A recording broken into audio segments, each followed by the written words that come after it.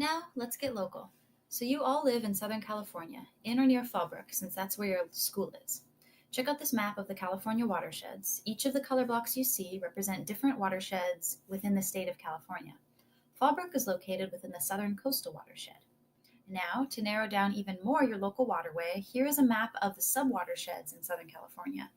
You all live in the Santa Margarita watershed, which means that all the water you see fall from the sky or flow down the streets in Fallbrook ends up in the Santa Margarita River. Now, if only life were that simple, I would tell you that all the water you drink and use at home comes from the Santa Margarita River. But water is not that simple, and this is because we use a lot of it. And in Fallbrook and all of Southern California, there are a lot of people, which means that the demand for water is greater than the available water there. Ultimately, there is a water scarcity. Now, to put water resources and scarcity into perspective, I'm going to tell you about the watershed I live in.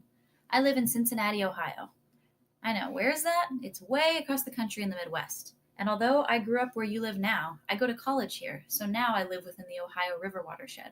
This region gets a lot more rain and snow precipitation, so all the water that I use from the faucet comes from the Ohio River, which is a lot bigger than the Santa Margarita River. So here, water isn't transported from elsewhere. It is used where it falls within the same watershed.